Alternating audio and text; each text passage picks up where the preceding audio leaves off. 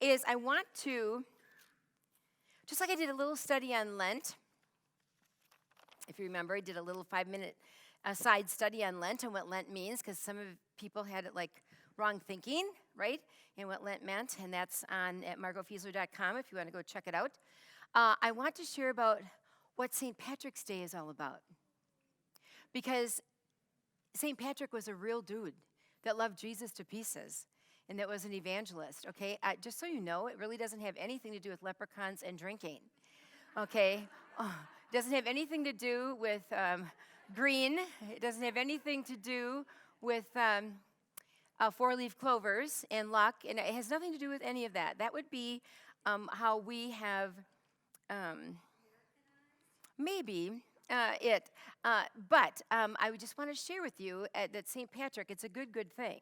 By the way, he was never a saint. He wasn't ever sainted by the church. You're either a saint or a what? Oh, so therefore he's a saint, right? Because he's a believer, okay?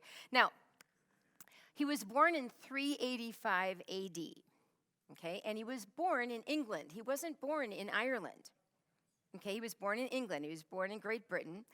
And at age 16, Irish pirates came and invaded his city in Great Britain, and he was taken captive on a ship bound for Ireland.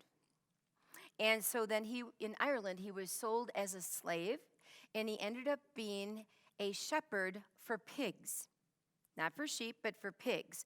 And he lived in horrific, harsh conditions, and he was all alone.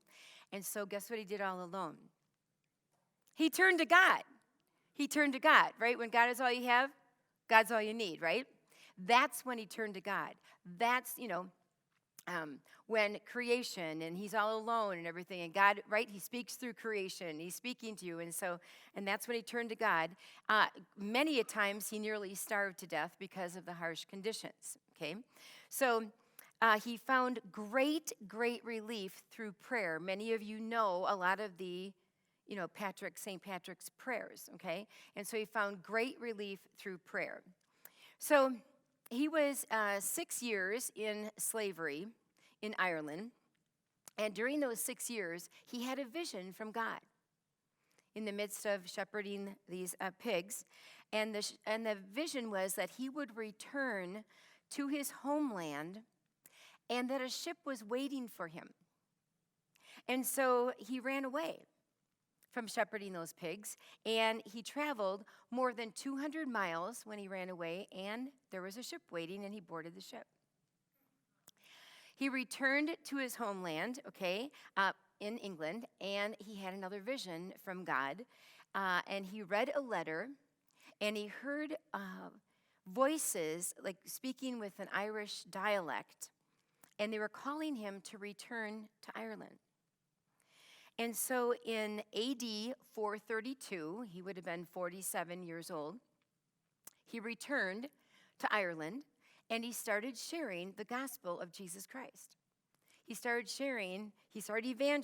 evangelizing about Jesus is the way, the truth, and the life, and nobody can come to the Father except through him. So it's the gospel of Jesus Christ, right? So for 30 years, he went throughout Ireland, and he evangelized Ireland with the gospel of Jesus Christ. He founded many of the churches there. He founded many of the monasteries there, and his main focus was evangelizing the tribal kings throughout Ireland.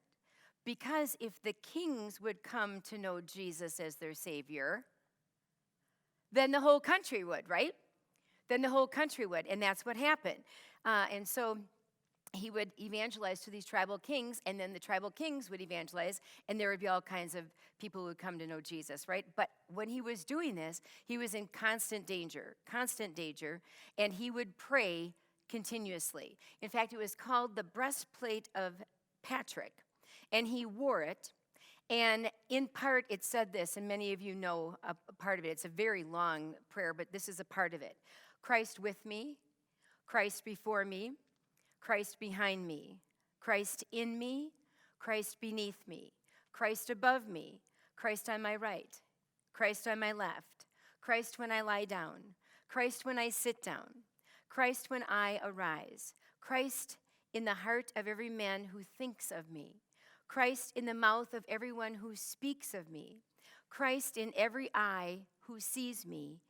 And Christ in every ear that hears me. And the reason that we celebrate March 17th as St. Patrick's Day is because that's the day he died at age 77. There's the real story of St. Patrick. An amazing man of God who listened, obeyed, and shared the gospel, which is what we're all supposed to do, right? And so we're left here to do that. Maybe it's not, AD 432 anymore. It's AD 2021. But it's the exact same command that we have to go, right?